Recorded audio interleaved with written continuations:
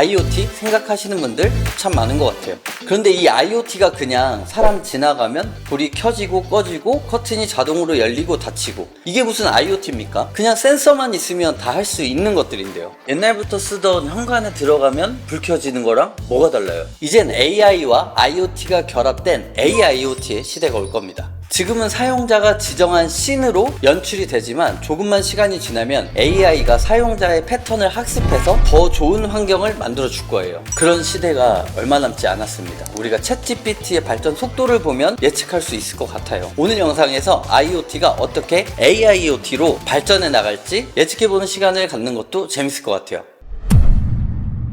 이 집은 얼마 전 제가 구축 아파트 사세요 라는 제목으로 영상을 제작했던 현장입니다. 구축 아파트가 정말 멋있게 변신했죠? 하지만 보이는 게 다가 아닙니다. 이곳은 완전한 IoT 집입니다. IoT의 출발점은 바로 현관 문 앞입니다. 먼저 초인종인데요. 이 초인종은 일반 초인종이 아닙니다. 이 초인종은 안면과 동작을 인식하는 초인종이에요. 안면 인식을 통해서 자동으로 도어락이 열리게 할 수도 있고, 그 사람에게 맞는 씬을 연출해 줍니다. 뭐 예를 들어 보자면, 어머님이 늦은 밤 이렇게 장을 보고 들어오셨어요. 식구들은 다 자고 있고 집 전체에 이렇게 불이 꺼져 있는 거죠. 그래서 어머님의 안면 인식을 통해서 도어락이 자동으로 해제됩니다. 그러면 장바구니를 잔뜩 들고 왔는데도 보다 편리하게 들어갈 수가 있겠죠. 들어갔을 때 이 장바구니를 정리를 해야 되잖아요. 주방까지 동선의 불이 자동으로 켜지게 됩니다. 어떤 특정한 상황에 따라, 어떠한 사람에 따라서 이런 씬을 연출할 수가 있어요. 또 방범 CCTV처럼 활용할 수도 있고, 우리 집에 택배가 잘 도착했는지도 확인할 수 있을 겁니다. 또 영상들은 서버에 저장이 돼서 누가 집 앞에 왔었는지, 누가 들어왔는지 로그 데이터가 남아서 타임라인을 보다 쉽게 검색할 수도 있게 되고요. 아이들을 키우시는 부모님이라면 우리 자녀분들의 동선을 좀 잘 추적할 수도 있겠죠. 학원에 가야 되는데 제 시간에 집에서 나왔는지, 학원 끝나고 딴 데로 새지 않고 바로 집으로 들어왔는지 확인할 수 있을 거예요. 하지만 아이들의 사생활이 걱정된다면 이 기능을 당연히 해제할 수도 있습니다.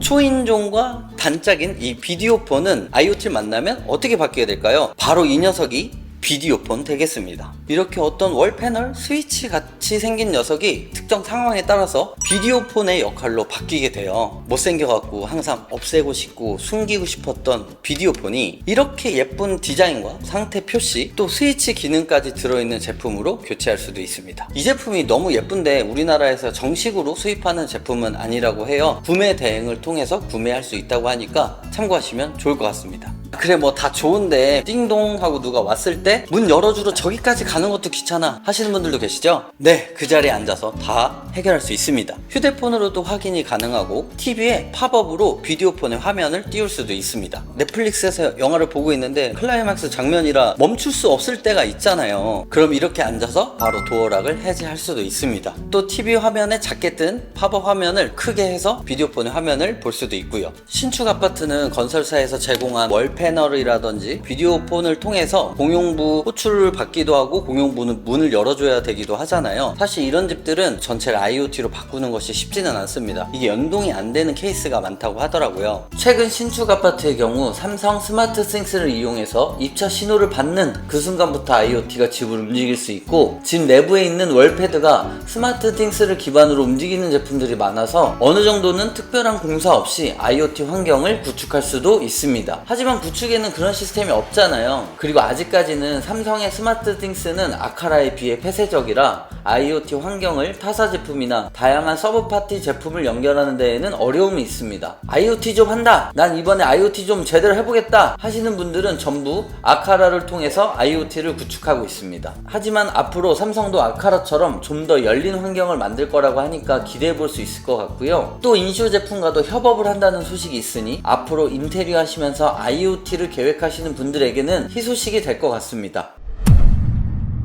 IoT가 적용된 집에 딱 들어왔을 때 가장 먼저 느낄 수 있는 것이 무엇이 있을까요? 아마 대부분 다 조명이라고 말씀하실 텐데, 조명이 자동으로 켜지고 꺼지고 뭐 페이드인 페이드아웃 이제 좀 식상하잖아요. 시각적인 것 말고 바로 후각적인 것도 있습니다. 바로 공기일 텐데요. 한여름에 집을 오랫동안 비워놨다고 하면 집이 굉장히 더울 수도 있고 공기가 좀 탁해져 있을 거예요. 집이 이렇게 스스로 공기 정화를 합니다. 이산화탄소 농도가 높습니다. 전열 교환기를 터보 가동합니다.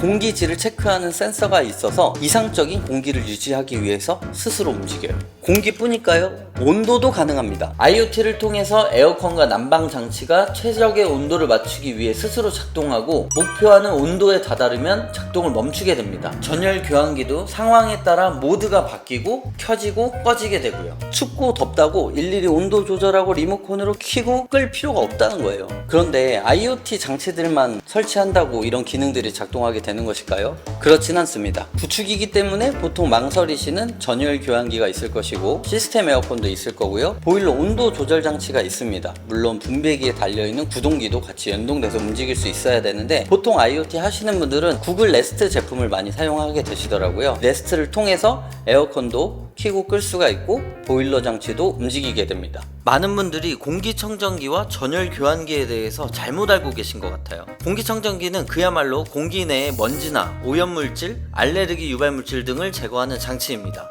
공기 자체를 신선하게 만들어주는 것이 아니에요. 실내에 신선한 산소를 더 제공하는 기능이 아닙니다. 환기를 시키지 않고 신선한 공기를 얻기 위해서는 전열 교환기가 필요한 것이죠. 저희 집 인테리어 할 때 안 한 것 중에 가장 후회되는 것이 바로 전열 교환기예요. 전열 교환기 같은 경우에는 좀 설치하기가 까다로운데요. 디자인적인 측면을 고려하지 않고 설치했다가는 집을 흉물로 만들 수가 있으니 꼭 노하우가 있는 업체랑 진행하시기를 추천드립니다. 이런 기능적인 장치들을 디자인적으로도 잘 해소를 해야 돼요. 우리 예쁘라고 인테리어 하는 건데 디자인을 포기할 수 없잖아요. 우리 집 공기를 안 좋게 만드는 행위가 무엇이 있을까요? 아이들이 뛰어놀아서 먼지가 막 풀풀 날리는 거? 애완동물 때문에? 환기를 통해서 유입된 미세먼지? 가장 극악의 공기 환경을 만드는 것은 바로 요리입니다. 요리를 하게 되면 미세먼지, 이산화탄소, 일산화탄소, 포름알데히드 등등 유해물질이 굉장히 많이 나오게 돼요. 제때 처리하지 않으면 우리 집 전체로 퍼지게 되겠죠? 이럴 때도 IoT는 작동을 합니다. 어떻게? 공기질 센서로 벌써 공기 다 오염됐는데 그때 체크해서 작동하면 뭐합니까? 요리를 함과 동시에 후드가 작동되게 되고 전열 교환기도 요리 모드로 진입되어서 보다 빠르게 공기 정화를 실시를 합니다. 요리 모드를 가동합니다. 진짜 신박하지 않습니까? 커튼이 자동으로 열리고 닫히고 불이 켜지고 꺼지고 하는 것들은 저는 장난감에 가깝다고 생각하고요. 이 정도는 돼야 IoT다 라고 말할 수 있을 것 같습니다. 보통 저희가 인테리어 할 때 디자인적으로 고려하는 것 중에 하나가 스위치인데요. 보통 융 스위치를 가장 많이 선호하시고 저희도 가장 많이 설치하고 있습니다. 그런데 이 IoT를 대응하는 아카라 스위치, 이 친구도 아름답지 않나요? 융 스위치보다 사이즈는 조금 크지만 디자인이나 마감재가 나쁘지 않습니다. 또 아까 말씀드린 비디오폰을 대체할 수 있는 이 월패널 스위치, 이 제품도 매우 훌륭하죠. 평소에는 공기질 센서를 통해서 집안의 공기질이라던가 외부 온도 이런 것들을 표시할 수가 있고 스위치로도 사용을 할 수가 있습니다. 공용부는 물론이고 이쪽에서 각 방의 스위치를 다 제어할 수도 있고 아까 말씀드린 대로 비디오폰으로도 사용을 할 수가 있죠. 이건 진짜 저희 집에 바로 설치하고 싶은데 저희 집이 공동 현관이 묶여있는 시스템이에요. 그래서 제가 바꾸지 못하고 있는데 공동 현관까지 연동하는 법을 알고 계신 분